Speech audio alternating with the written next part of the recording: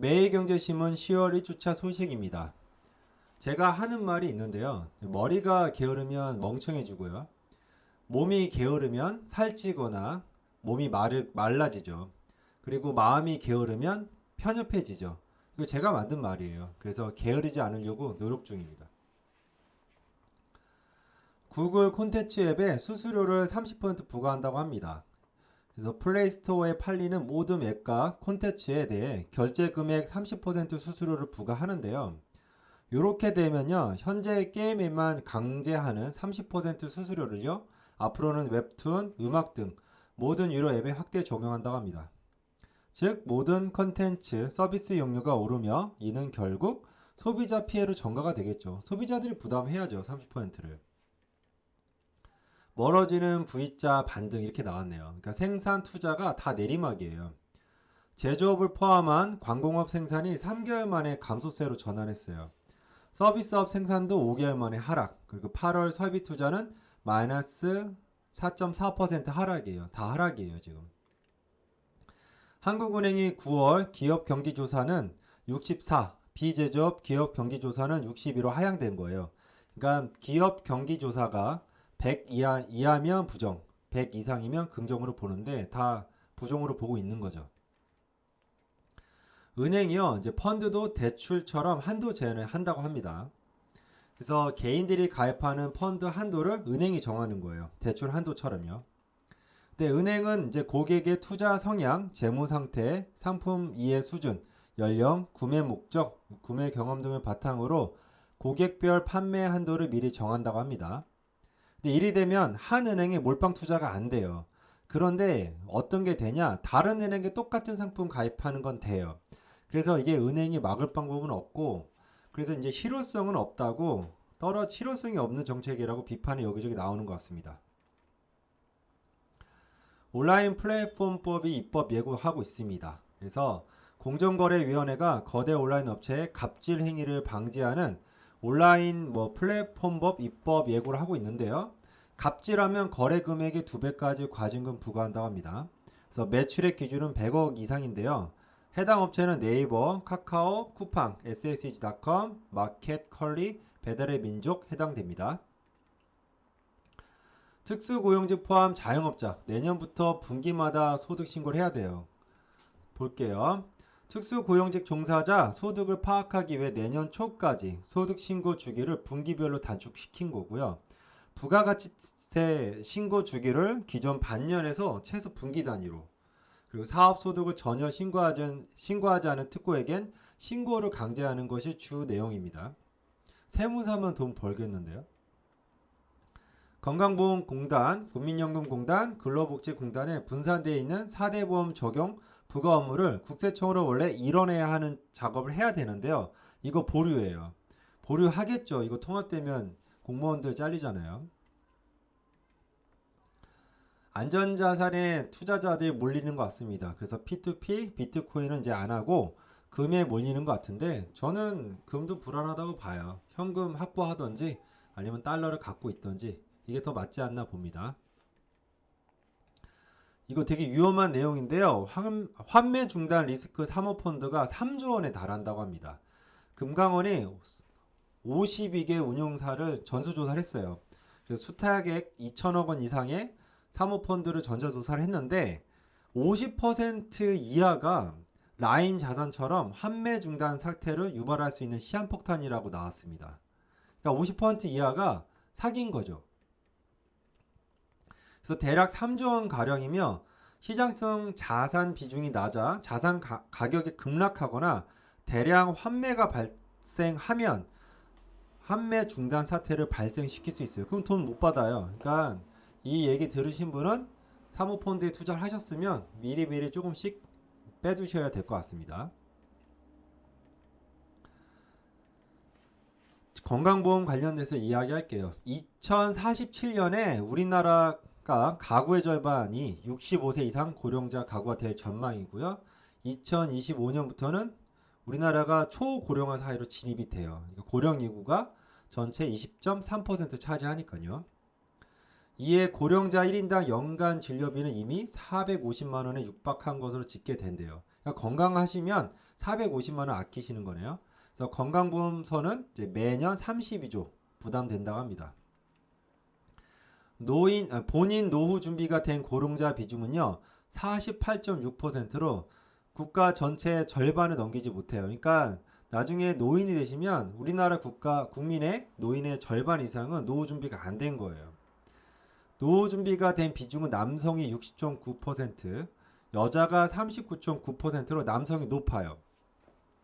그리고 노후 준비 방법은 국민연금, 그 다음에 예금 및 적금, 부동산 운영인데 이거 미리미리 노후 준비하셔야 될 것 같습니다. 너무 자식한테 이렇게 투자하지 마세요. 적당히 하시는 게 좋을 것 같아요.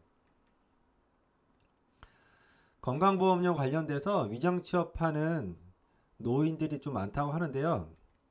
건보료를 줄이기 위해 이제 위장 취업 적발한 건수가 올해 상반기만 492건이에요. 2018년에는 935건, 2019년에는 1189건, 매년 1000건씩 보고된다고 합니다. 원인은 보니까 직장 가입자와 지역 가입자 간 건강보험료 불공정이 문제점이 원인이라고 하죠. 이거 약간 금액 차이가 크죠, 이게. 약간이 아니고 많이 크죠. 그래서 소득이 없는 은퇴자들의 건보료 증가가 문제가 발생된 거예요. 소득이 없이 은퇴를 했는데 건보료를 내야 되니까. 그래서 여기에 대한 개선이 필요했다고 나오는데요. 이에 이제 돈 아끼려고 위장 취업하는 거죠. 근데 그래도 불법은 저지르면 안 되죠. 2017년부터 지역가입자 보험료를 소득 중심으로 개편해 나가고 있는 것 같습니다. 그래서 자산보다는 소득이 있는 사람한테 더 보험료를 걷겠다 하는데 뭐 젊은 사람들한테 걷는다는 얘기네요. 고액 상습 체납자가 5.6만 명, 체납 금액이 51조예요. 근데 이 51조 중에 징수율은 3%밖에 그치지 않았대요. 그래서 보니까 100억 원 이상, 1000억 원 미만 체납한 인원은 5명, 5억 원 이상, 10억 원 미만 체납한 인원은 약 3만 명 정도 되고 나머지는 뭐 그 이하 금액이에요. 이거 체납하는 방법 있죠. 그냥 다 감빵 보내면 돼요. 깜빵 보내고 끝까지 다 돈 추적해갖고 환수하면 돼요. 뭐 이거 어렵겠어요. 이거 말로 하니까 그러지. LH가 2년간 임대료를 동결하기로 했습니다. 코로나로 인해 LH가 임대 보증금과 임대료를 내년 1월부터 2년간 동결시키고요. 단지 내 임대상가와 어린이집 임대료 인하 기간도 올해 말까지 연장하기로 했습니다. 2018년부터 2022년까지 65만 가구의 공공임대주택을 늘리겠다고 발표한 상황에서 이 중 70%는 LH가 담당하기로 했어요. 그러니까 부채 증가는 피할 수 없고요. 현재 부채는 126조 7천억 원 정도. 나중에는 이거 국민 세금으로 다 해결해야 돼요. 전세 보증금을 월세로 바꿀 때 적용되는 비율이 전월세 전환율이 9월 29일부터 실행이 돼요. 그러니까 뭐 10월부터 시행되는 거죠.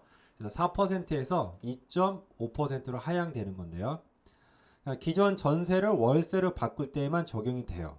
그러니까 전세가 1억 전세금이면 월세를 돌릴 때 뭐 21만 원 낮아진다고 해요. 2.5%로 하향되니까요.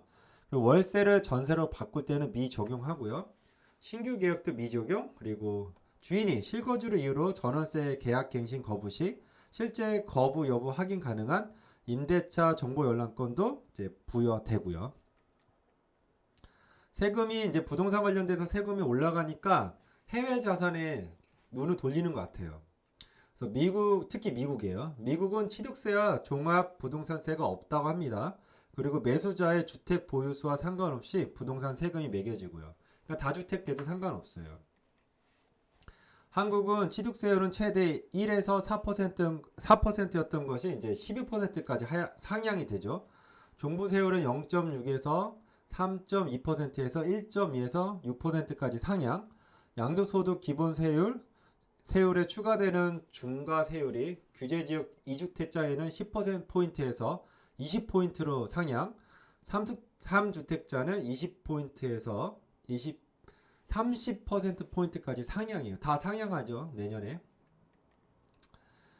예를 든 건데요. 35억으로, 서울은 35억으로 두 채, 미국 LA에서 35억 원으로 두 채. 이렇게 되면 한국은 2억 9,400만 원을 내야 되고요. 취득세로. 미국은 취득세가 없어요. 그리고 한국은 보유세 해갖고요. 재산세가 814만 원, 종부세가 1억 3천만 원 정도. 근데 미국은 이제 보유세 해갖고 3,850만 원 정도. 양도세도 1년 미만이면 70%, 2년 미만이면 60%, 2년 이상이면 26에서 62%인데 미국 같은 경우는 양도세가 해외 투자자는 약 30% 안팎이라고 합니다.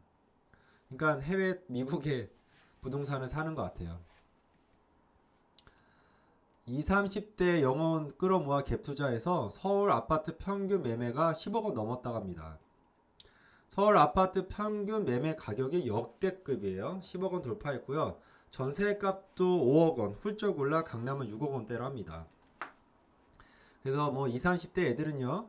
청약 만막하고 전세값도 올라 청년층 신용대출 활용에 투자를 한다고 합니다. 그리고 20, 30대 갭투자는 36.2%에 달한다고 하고요.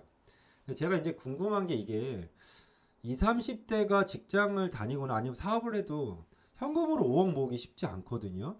이거 무슨 돈이 있어서 이렇게 돈을 사겠어요. 대부분 이제 부모가 도와준다고 하는데 제가 이제 궁금한 게 하나 더 있어요. 부자들이나 투기 세력들은요. 앞으로 경제가 안 좋을 거 뻔히 아니까 현금을 확보하려고 해요. 근데 부동산을 대부분 갖고 있잖아요. 그러니까 현금을 확보하려니까 부동산을 처리해야 되는데 그 사줄 사람이 있어야 되잖아요. 그게 누구냐? 이 20, 30대인 거죠. 여기 지금 아마 20, 30대는 제가 보기에는 30년에서 50년간 금융노예가 되지 않을까. 그리고 만약에 금융 붕괴가 오면 이렇게 대출한 사람, 개투자한 사람, 특히 20, 30대에 그 많은 불운한 사람이 많이 발생하지 않을까 걱정입니다. 미국도 세금 피해서 도망가나 봐요. 캘리포니아 소득 세율이 13.3%에서 최고 세율이 16.8%로 인상을 추진 중입니다. 그리고 연방세 합치면 세율이 50% 넘는다고 해요. 그러니까 테슬라나 캐니언 등 탈출 선언을 한 거예요. 기업 및 주민 이주가 작년에 해갔고요. 작년에 20만 명 줄어들었대요. 보통 어디로 가냐? 텍사스와 네바다로 갑니다. 그러니까 텍사스로 더 많이 가는 것 같아요. 이 두 주는 주정부에서 개인 소득세를 부과하지 않는다고 합니다.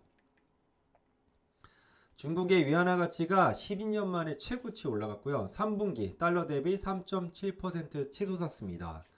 저는 중국 관련된 소식은 반만 믿어요. 원인은 달러와 약세이며 때마침 미중 국채 수익률 격차가 줄어든 것도 위안화 강세 요인이라고 하는데요. 중국 10년물 국채 수익률은 3.128%, 미국은 0.658%로 중국의 국채가 2.47% 높다고 해서 중국에 이제 몰리는 것 같은데 저는 이거 양털 깎기에 비유하고 싶어요. 양을 충분히 살찌운 다음에 그러니까 즉 달러로 중국을 충분히 살찌운 다음에 양털을 깎지 않을까 이렇게 생각이 됩니다. 지켜봐야 돼요. 마지막 소식입니다. 아르메니아랑 아제르바이잔이 무력 충돌을 했다고 합니다. 그래서 전면전 위기가 있는데 저도 이거 보고 좀 웃기더라고요. 민간인 군인 최소 23명이 사망했는데 여기가 싸움이 날 수밖에 없어요. 아르메니아는 기독교 국가예요. 그래서 요번에 싸움이 나니까 러시아 푸틴이 적대행위 중단을 요구를 했어요. 아르메니아는 러시아 편이죠. 그리고 아제르바이잔이 이슬람 국가인데요. 터키는 또 지원 의사를 했어요. 그래, 너네 싸우면 지원해줄게 이런 식으로요. 근데 싸운 지역이요. 나고르노 카라바흐 지역이에요. 요 보니까 아르메니아랑 아제르바이잔 중간 사이에 있잖아요. 웃긴 게 뭐냐면 이 지역이요. 아제르바이잔이 영토인데 아르메니안이 희로 지배하고 있어요. 그러니까 아제르바이잔 영토에 아르메니안이 희로 지배하고 있으니까 이거 웃긴 거잖아요. 그러니까 우리나라의 남한으로 우리 국가에 치면 뭐 충주에 북한 지역인 거예요. 이런 식으로 생각하시면 돼요. 그러니까 싸움이 날 수밖에 없죠. 이유가 뭐냐면 종교와 민족을 고려하지 않고요. 그냥 그어진 거예요. 그어진 국경선이 문제라고 합니다. 그러니까 싸움이 날 수밖에 없는데 참 힘이 없으면 이렇게 맨날 나중에 분쟁이 일어나는 것 같습니다. 서로. 여기까지 하겠습니다. 감사합니다.